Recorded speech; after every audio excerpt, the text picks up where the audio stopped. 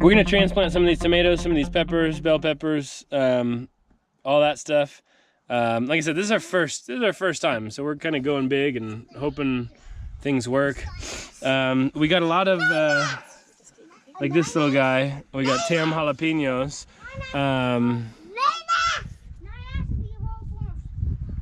My question is, do we pull those like when you know, like you thin your normal seedlings? Would we thin those or keep them the same? We're still trying to figure that out. So if anybody has any comments, let us know. Anyways, we've got our self-wicking buckets here. We're gonna dig our holes. We're gonna put a little fertilizer in, and we're gonna get these guys planted up. Pretty straightforward. Yeah, so.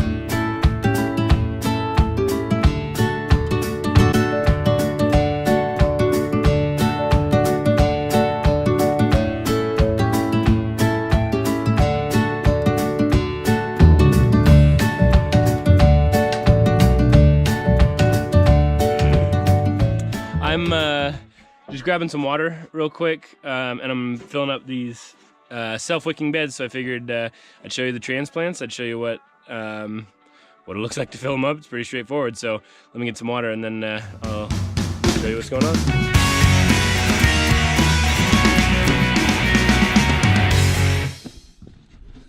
Okay, so here are the self-wicking barrels. This isn't their final resting place here. I think what I'll end up doing is kind of building just a little structure for them to sit on. And then almost have like a drip pan, because you get the weep holes down here, or the overflow. You can see I already filled this one up. A little water coming out if you push on it. But if I can collect all that water and then reuse it in the future, I think that would be pretty awesome. What's up, dude? Why is there water in here? Because I just filled it up.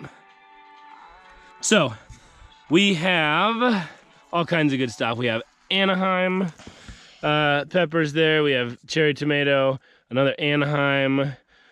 Here we've got paradise tomatoes, Tam jalapenos. This one I think is a Rutgers tomato.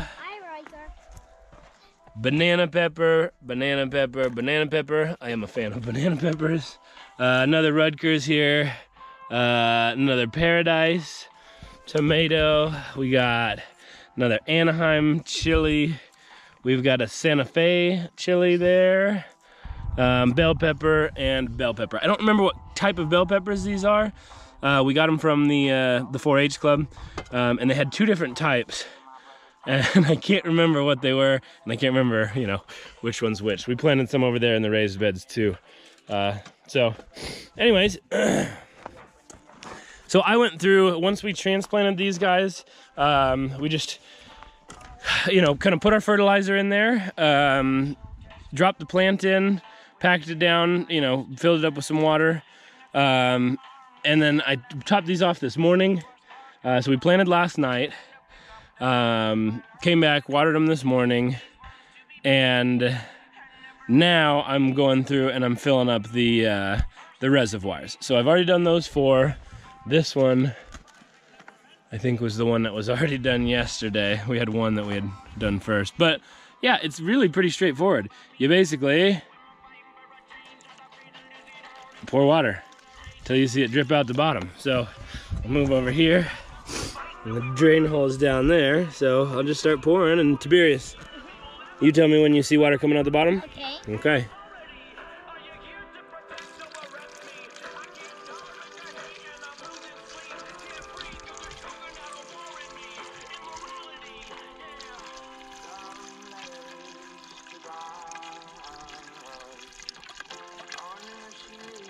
And just keep on pouring, keep on pouring. Like I said, these were anywhere from 3/4 of a gallon to a gallon that it'll hold in that reservoir if it's dry. Like I said, I watered them yesterday from the top. I'm gonna continue watering from the top probably for a week or so. I mean, as needed, obviously I'll keep feeling the soil, testing it out, but it's gonna take a while for things to wick up. And so what I read and what I watched on some videos were when you first get them going, fill up the reservoir, and then there we go. You can see, maybe you can, maybe you can't. Let's see if I can pour a little, watch it come out. So you can see it kind of dribble out the bottom there. And then you know you're full. So the reservoir is full there. Hopefully it'll start sucking up some good water and soak up this beautiful sun, and we'll have some awesome tomatoes. What do you think? Yeah? You excited? Cool. So I'm gonna go back, and I've done 5 of them. I got 10 more. At some point I'll have a hose, which will make life a little easier versus doing it with a milk jug or a water jug. So yeah, that's pretty much it. I'll keep you updated on how these are going. If I build a little frame for it, I'll show you what's going on. I'll probably set up some trellises here, some cages, something like that, and yeah, if we do all that, when we do, we'll film it and get it all out to you guys. Anyways, you enjoying living outside of town? Yeah? All right. Hey, you want to show them what you just planted over there? Here, you take the camera. Like what? So you talk to them. How? And just look into the camera and tell them what you planted and how you did it. Okay. I can't remember what I planted. Pineapple. Okay.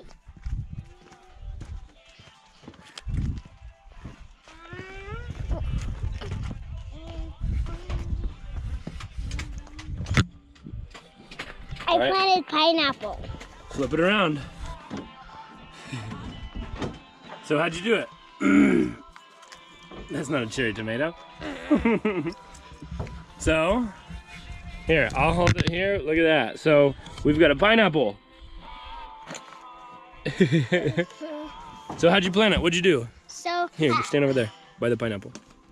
I put, we took the pineapple piece off by twisting it, and then we twisted it,